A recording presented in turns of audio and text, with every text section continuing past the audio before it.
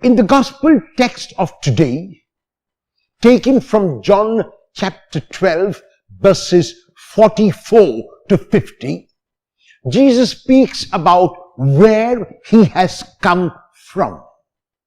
We go back to the beginning of the gospel in chapter 3, verse 16, when we were told that God so loved the world that he sent his only Son. God sent his Son into the world not to condemn the world, but that the world might be saved through him. In these verses in chapter 12, Jesus reiterates that the one who believes in his word believes not in his word, but in the word of the one who was sent. Jesus is therefore the ambassador of the Father. Jesus is therefore the representative of the Father. Jesus is therefore the revelation of the Father. And so, people were privileged that to see Jesus would mean to have seen the Father.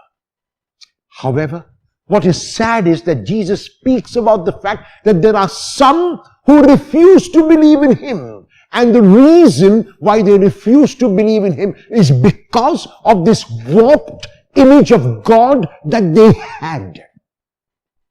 They could not believe that the God whom they believed in was a God who came to serve. They could not believe that a God whom they believed in was a God who came to give and to be at the mercy of others. Their God was powerful.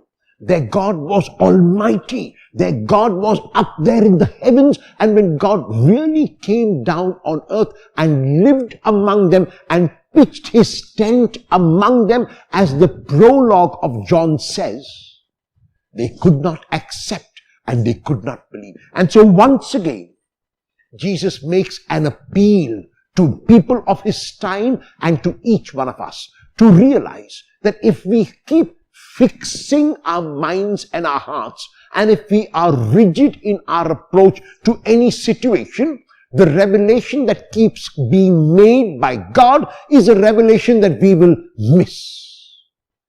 This attitude which we have sometimes of blinding ourselves to things which we cannot accept or do not want to accept is an attitude which will result in our missing out on so much that life has to offer.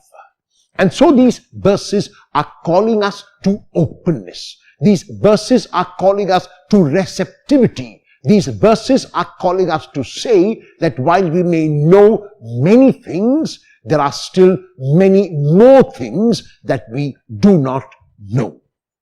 Will I remain open to whatever revelation God will make to me today?